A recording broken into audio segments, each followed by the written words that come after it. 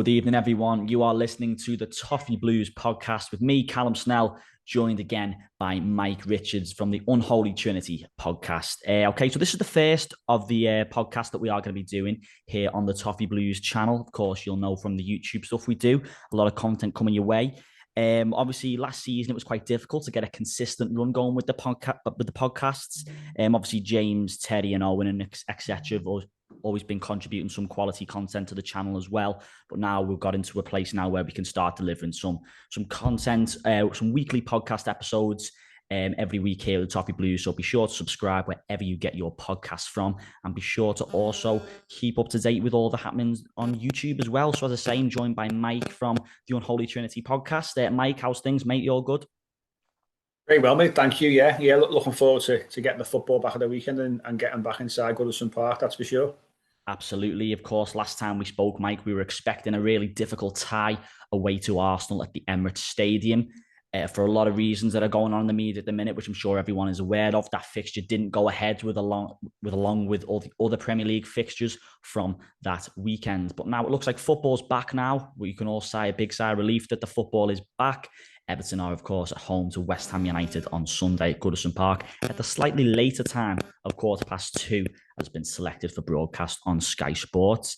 Obviously, Mike, delighted the football's back. Did we dodge a bit of a bullet there, not having to play Arsenal away while we were in quite good form? Maybe so. We discussed, obviously, in the unreleased episode, about the potential difficult game going to Arsenal, who obviously, before the United game, I won every game and we're top of the table, flying high and playing some really good football. So, difficult game it would have been. So maybe not playing last weekend may play into our hands a little bit. Without sounding too defeatist, it would have been a difficult game and getting something from it would have been a real positive. But it's another week for certain players as well. The likes of Dom, Abdoulaye Doucouré, Sagana Gay, these kind of players you need to get obviously time under the belts on the training pitch. So for me, it's probably worked out, well if we're looking at it from a selfish perspective, and hopefully, we can look ahead to Sunday and go into Sunday in a bit of a stronger position squad wise as well. Absolutely, yeah. Of course, we were expecting to play Arsenal. I mentioned good form there. Of course, we actually haven't won a game yet, but on the perspective of the performances have been much improved, as we also spoke about last week.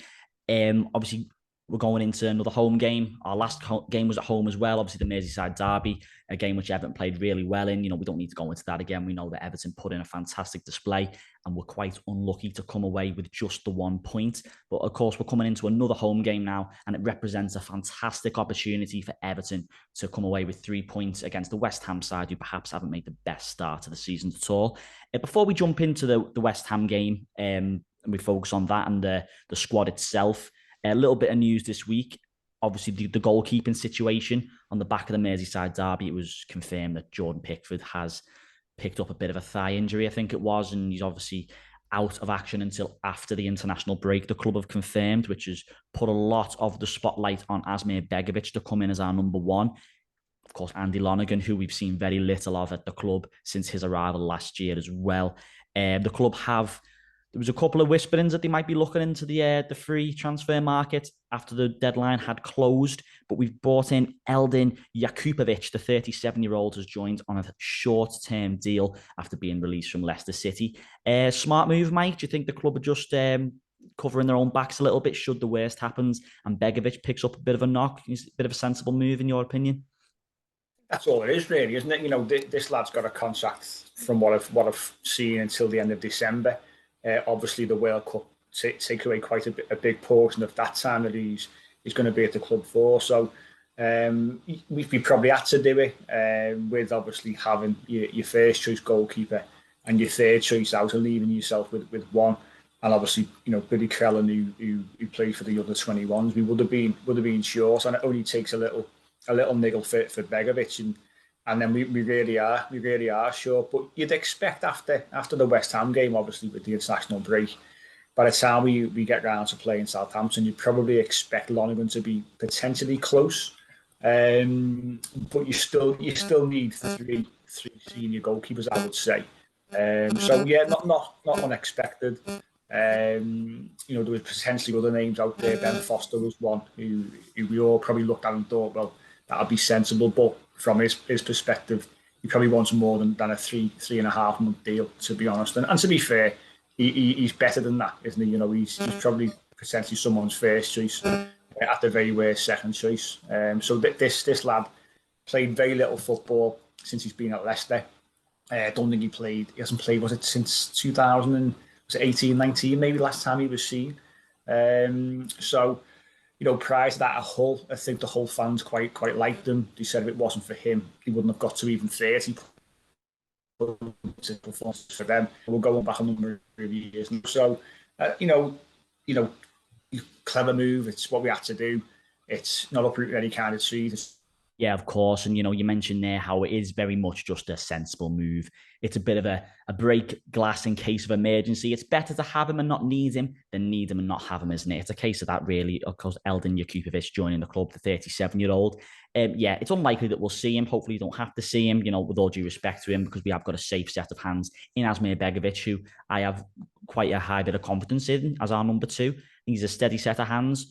He's put in some okay performances for us. On the same note, he probably has put in a couple of dodgy ones as well. I think back to the League Cup game last year when we had that exit against Queen's Park Rangers. But listen, Asmir Begovic, it's a good, solid option to have. Let's have it right. We've got one of the best goalkeepers in the league as our number 1. So to have our number 2 as Asmir Begovic, it's a good option to have, isn't it? I don't think he gets talked about a lot, but it's a very solid option, isn't it, Mike? Yeah, I said it on our show yesterday actually about Begovic. As a goalkeeper, it's the hardest position to be a number 2 in and to not be playing, because like any position on the pitch, you've got to play yourself into some kind of form. And how often the second choice goalkeepers get the chance to play? You may be talking 3-4 times a season in League Cup matches, FA Cup matches maybe. So it's very difficult, I think, for a number 2 goalkeeper to come in, feel confident, maybe be at the best. And it's the highest profile position on the pitch as well. I always say, if you make a mistake as a goalkeeper, quite often it leads to a goal.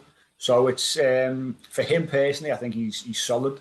I think he's probably the best number 2 we've had, in recent times.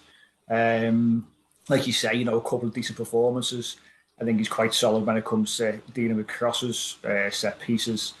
Not as good a shot stopper as Jordan Pickford, but he's much bigger. He's a bigger goalkeeper. I think the QPR game, I think we all probably thought he should have saved maybe 3 or 4 of their penalties in the shootout.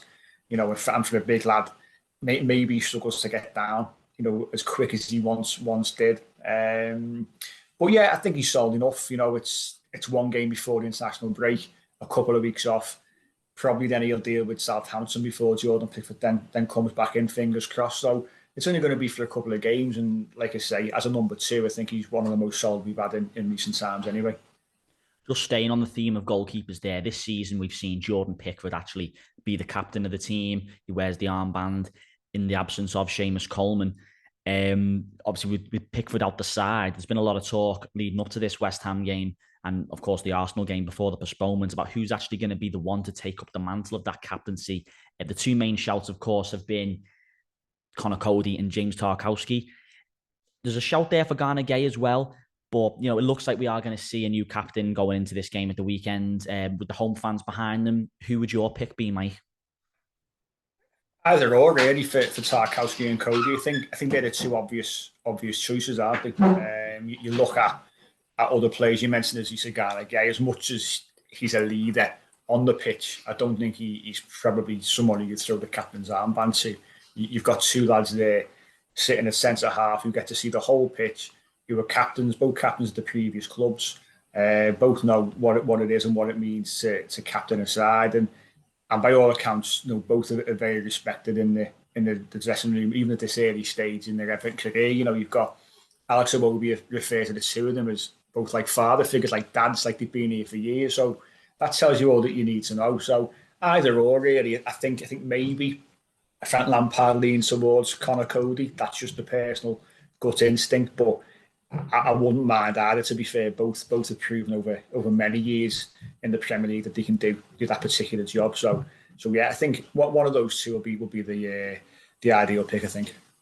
Yeah, it's a fantastic luxury to have, really, isn't it? We've essentially got two captains and two well-respected captains at the club, which you pointed out there. It's very much a big luxury to have. Obviously, Conor Cody come from Wolves, a highly regarded captain there, and James Tarkowski, who was a very respected figure at Burnley as well. So to have them options, it speaks for itself. And as I said before, it is like having two captains on the pitch. I do think it probably will be Conor Cody. I think his performance in the derby probably just nudged him ahead of Tarkowski in that sense, because the leadership he showed. And you alluded then to the interview that Alex Iwobi held this week with the club put out.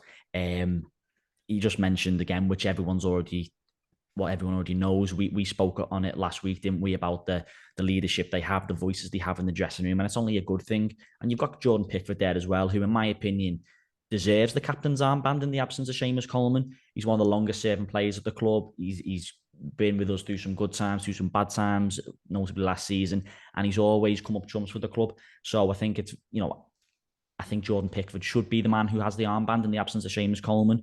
But having Cody and Tarkowski there, two fantastic options to have.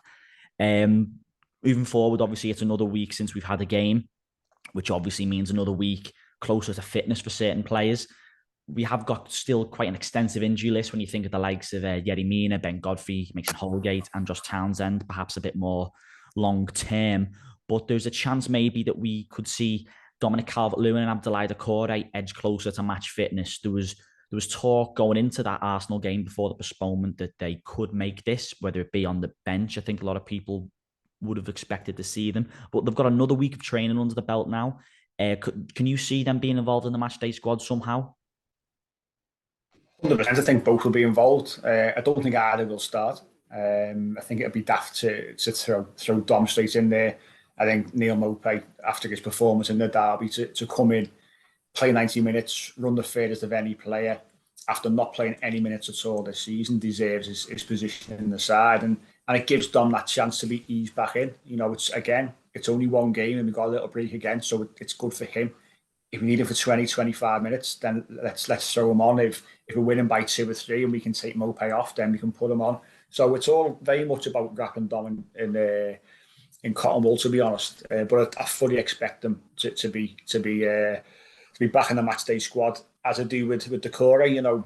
That central midfield area has gone from our weakest, or one of our weakest areas, to probably our strongest. You look at, I'd expect the three to start to be Gana Gueye, Iwobi, and also Onana.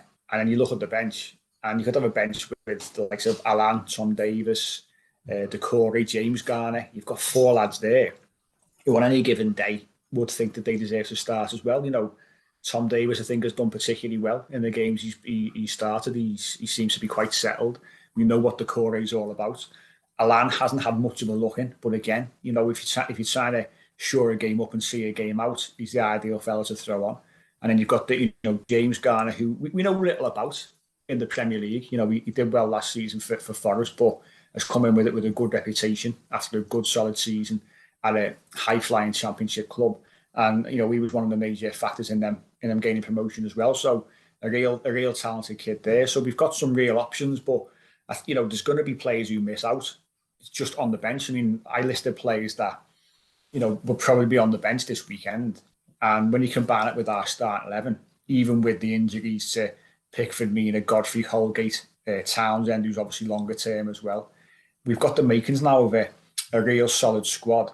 But more importantly, players on the bench who can come off and change the game and make a difference. Whereas, look at the Leeds game a couple of weeks ago, we didn't make a substitute, and the manager must have been looking around thinking, well, there's no bodies I can throw on to actually do what I need them to do. So he's really sort of swung that around. So interesting, I think, to go from having a bit of a threadbare squad with maybe little quality outside of maybe 6, 7, 8 players, to having a bit more of a base and a structure and quality. So yeah, I think both players going back to the question will be in the matchday squad, but both of them will be on the bench for me. Yeah, that's fantastic, isn't it? I know we touched on it last week, didn't we, about how much Everton haven't really been used to being in a position like this, having the options of a bit of squad depth. It wasn't so long ago that Everton were being forced into putting 2 goalkeepers on the bench. A lot of the kids who, let's be honest, a lot of people would know weren't up to speed in the Premier League. And as you just said there, Mike, in that Leeds game, I think the fact that Frank Lampard didn't use any of his substitutions was quite telling, really, that we just didn't have those options. And with the players we've got to come back still, and the players who, are fit and aren't going to get into this side anyway, it's going to be interesting to see how the club really kick on now and use this to our advantage. Because it wasn't so long ago, players like Abdoulaye Doucouré and Allen were integral to our starting 11. And, we were crying out, weren't we? I think it was Ancelotti's, first and only full season, wasn't it?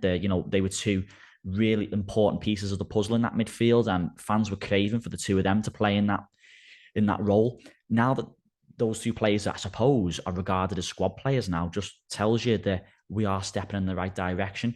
And, you don't need me to tell you, or any fan who's been watching Everton this season, that Alex Iwobi, Amadou Onana, and albeit for a short period of time, Idrissa Gana Gueye, that is going to be the midfield 3 going forward based on performances.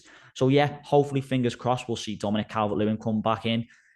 Difficult and probably a bit harsh to drop Neil Maupay, actually, because he put in a real good shift in the Merseyside derby, covered 11k, which is more than any other Everton player on the pitch that day. So it's going to be quite difficult to drop him. But moving forward, it will be good to see Calvert-Lewin back, won't it? We were all disappointed that he didn't start the season with us. It was a real kick in the teeth for him to pick up that injury, given all the troubles he had last season as well. So how much are you looking forward to seeing Dominic Calvert-Lewin coming back into this side? Because last time we saw him in a competitive game, okay, we had the Arsenal game, but in front of the Goodison fans, if you take away the Dynamo Kiev game, it was that Crystal Palace game. So are you hoping that Dom can really put this injury behind him now, and hopefully we can start seeing the best of him? Because we know there's a player in there. So you're looking forward to seeing Dom link back up with the first team?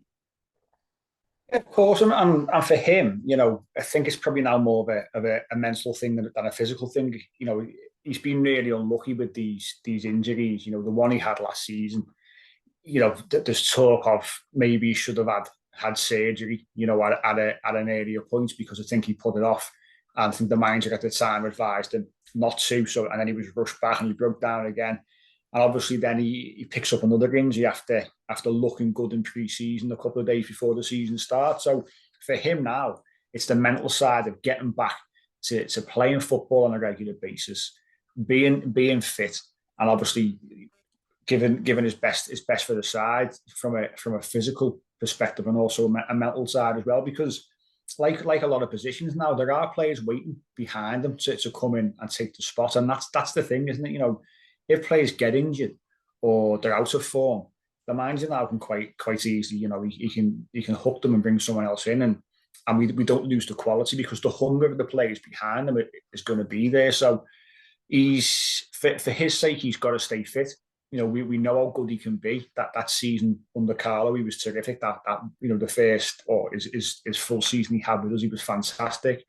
I think this side is built for a Dominic Calvert-Lewin, in terms of looking to use those wide players, get some good balls into the box. But now, having midfielders who can progress the ball as well, both Iwobi and Onana look to link up with the front men, look to get into the box as well, which then creates space for Dominic Calvert-Lewin. We look at the chance that fell to Neil Maupay, which he should have scored in the Merseyside derby.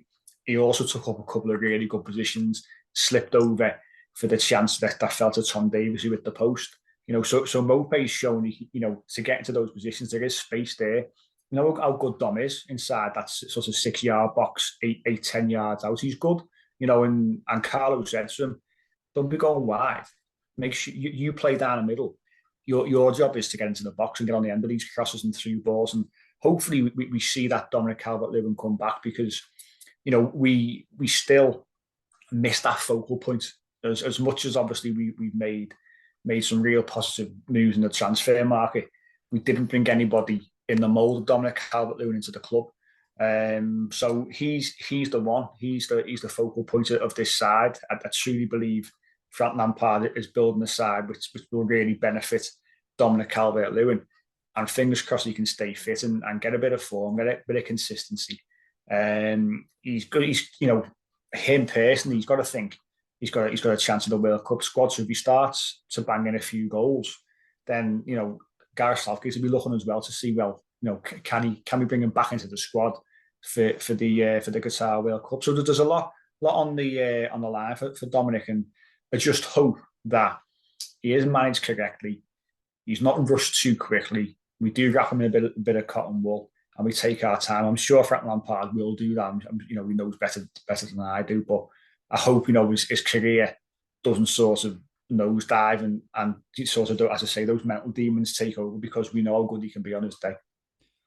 Yeah, fantastic. I think you've really hit the nail on the head there. We know how good he can be on his day. That first season with Carlo, it was like a new sign, and we knew he had ability before that, but that season he really came into his own, didn't he? Hitting all them goals from Ancelotti just got the best out of him, absolutely. Obviously, last season it wasn't so easy for Dom. We talk about injuries there. We talk about potential. He was rushed back too early. But the whole atmosphere of the club was just horrendous last year with Benitez and Dominic CalvertLewin. He's been quite vocal himself about his own battles mentally with his game. So for him to come back on the penultimate game of the season to score that header to ensure our survival essentially was a big moment for him. And I think there were times last season where a lot of fans did get on his back, and I suppose quite rightly so. I remember watching him, I think when we beat Man United 1-0, I think he had a really, really poor game that day. It was the worst I'd seen him. And I think probably we were looking at a player who was shot of confidence an awful lot. But like you said, Mike, I think there's a lot riding on it this year for Dominic Calvert-Lewin. You mentioned there the World Cup coming up. There was a stage when Dominic Calvert-Lewin, he was constantly in the England squad, just scoring goals for fun, really, for Everton. So for him to get back to that stage, we all hope he can. And if we do see him back at Goodison this Sunday, then I'm sure we'll all get behind him, because there is a player in there. Frank Lampard's been quite vocal about how we do have a top quality striker at the club already. Yes, I'm quite rightly so. A lot was made about the lack of striking options at the start of the season, and that was completely right. But we brought in Neil Maupay.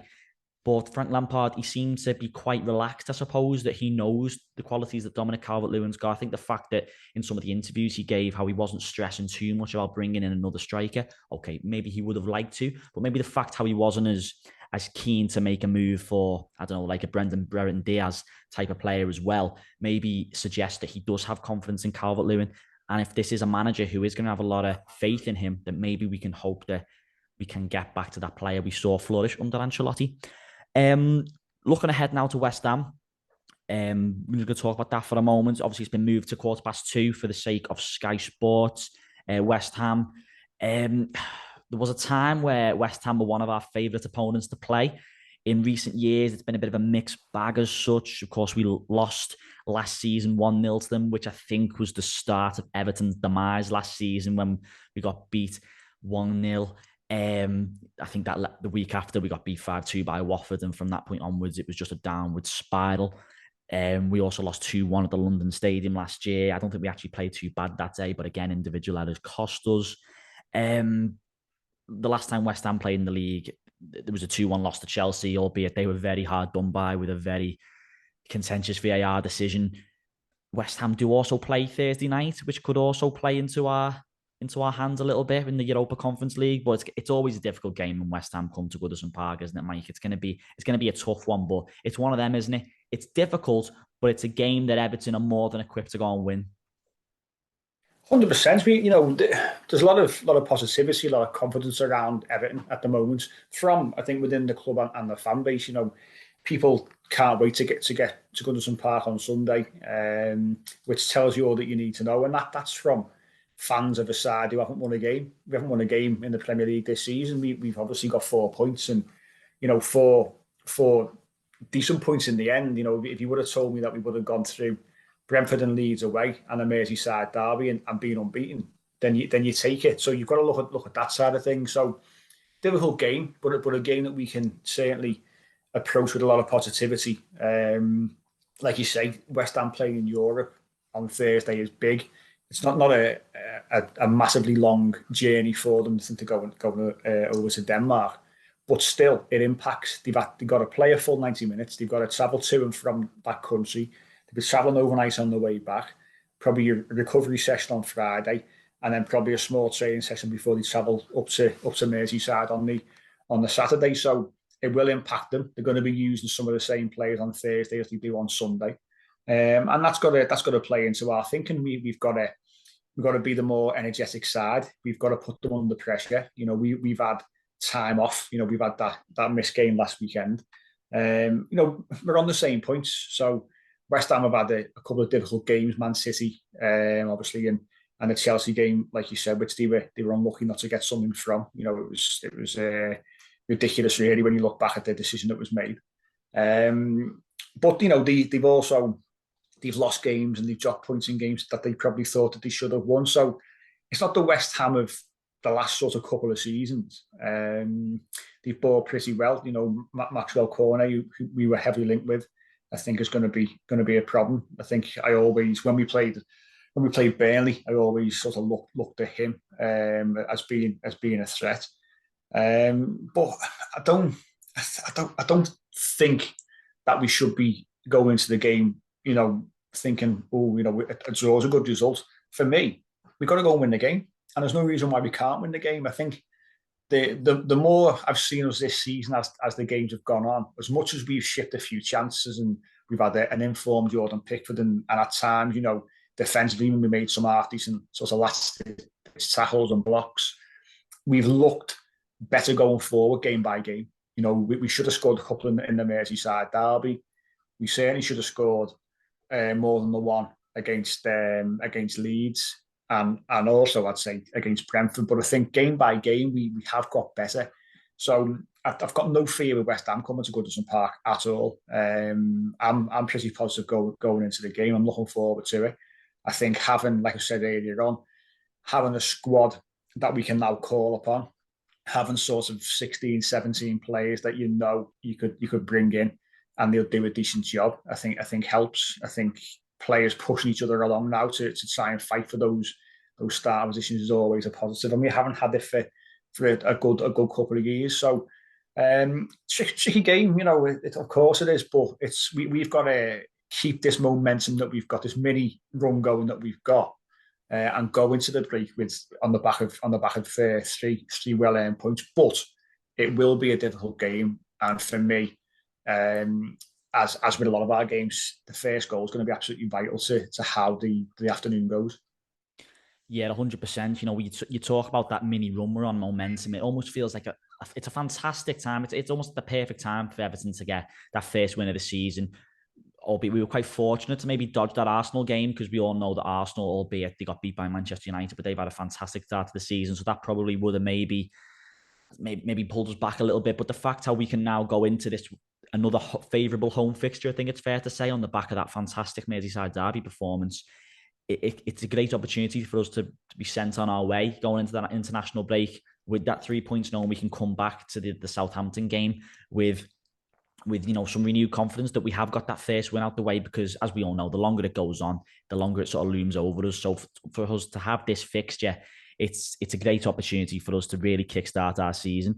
And as you said before, Mike, this is a side who are yet to win a game, but the fans can't wait to get back to Goodison Park, which is, I think, is just telling just how behind and united the fans are at the club at the minute. Because I think for a lot of other teams in the division, if you were to say, we're almost the middle of September, no 3 points on the board yet. Obviously, we've got more than 3 points, but you know what I mean.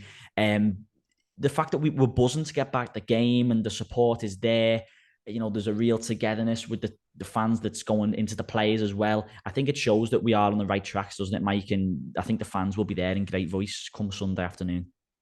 The fans can all see a direction and a plan, which is always key, I think, to getting fans on side. You can put up with not picking up maybe the points you feel that you deserve if you're seeing a side that is progressing. The summer, I think we've made some real quality acquisitions from a variety of age profiles. We've got some experience brought in, but we've also brought in some youth, so players that we've been trying out for, that we want to develop.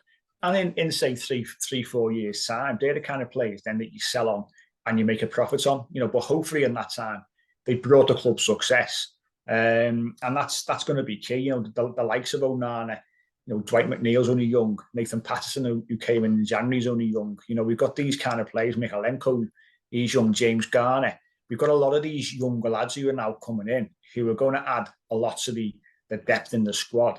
But also, as we look a little bit further ahead, are going to be vital when it comes to making sure that we can financially compete as well, because they are the ones that you will look to move on at some point for big money. So I think that's what all the best clubs do. All the best clubs have a plan, they have a direction. It runs throughout the club. We're seeing now within the, obviously the younger age groups as well, from the 21s, 18s and down. There's been a big restructure there. A lot of sort of new faces. Even the fact Jamie Vaughan coming back to oversee loan players. We know Leighton Baines is being moved to the 18s as the coach. You've got Paul Tate doing the 21s. Unsworth's being moved on. So there's a lot of moves that have been happened throughout the club, and the fans can see it. So when you see positive changes, the air of positivity then runs throughout both the fan base and also inside the club and at Finch Farm, and that's really important. So the fans are on board, and that's what we want. The positivity from the back end of last season, as crazy as that might sound to any non-Everton fan, but that positivity, that united front, that togetherness, that us against the world mentality, it's still here. It's still here. I was outside Goodison Park for the derby, with the coach greeting, and the scenes are just incredible. And don't think that doesn't make a difference, because it does. The players all say, listen, it does fire them up. It gets them into the right headspace. They see what it means to the fans. So us being united and taking that from outside the ground to inside the ground is huge, and that's going to continue again on Sunday. I think it will. You touched on plan there about the fact that how there's now, we can see as fans that there is some kind of idea going forward where we want to go. I think, but more importantly than that, I think there's an understanding where we are and where we want to get to. And just by chucking a load of money at the wall and hoping it sticks isn't going to solve that. I think we've hopefully learned that now. And we touched on it last week, didn't we, Mike, about how if Everton did finish, 15th, 14th, 12th, wherever, obviously it's not where we all want to be. We want to be competing at the highest level, of course we do. But I think last season's brought a sense of pragmatism to the club, a bit of realism. But more than anything else, I think we can just see the direction where we want to head now. You reeled off a few names there. There's been some changes at the club, albeit on the field, the board is still there. But we are seeing movements that are slowly starting to translate onto the pitch. You mentioned the likes of Amadou Onana, Nathan Patterson. I think we'd be very naive to think they are going to be here for the long term at the club. But if Everton can, sell these players in the prime and make a sizable profit and then reinvest that into the club, and like you said, hopefully it brought us success in that time as well. It's only what the best teams do. I know they're having a bit of a nightmare season, but you look at Leicester in recent years, they're a prime example of selling some top players and building on their own success. So it's going to be interesting to see which way we go forward. But as we say, Goodison Park on Sunday, it's going to be bouncing, it's going to be rocking.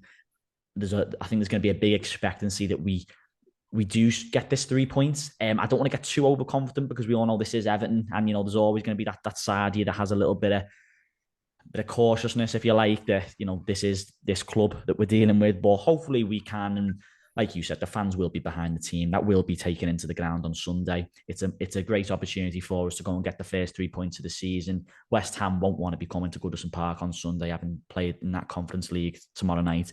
So we've got to use that to our advantage.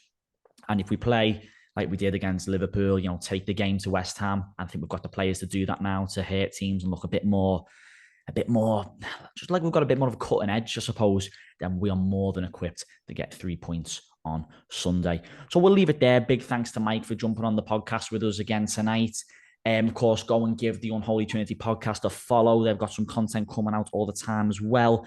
If you've enjoyed the podcast, please be sure to give us a follow on all your usual podcast providers. And of course, there will be a version of this coming out on YouTube too. And if you're not already, please subscribe to the channel and leave a like if you have enjoyed today's podcast. And we shall be back again with another episode next week. So again, big thanks, Mike, for coming on. All the best, everyone, and take care.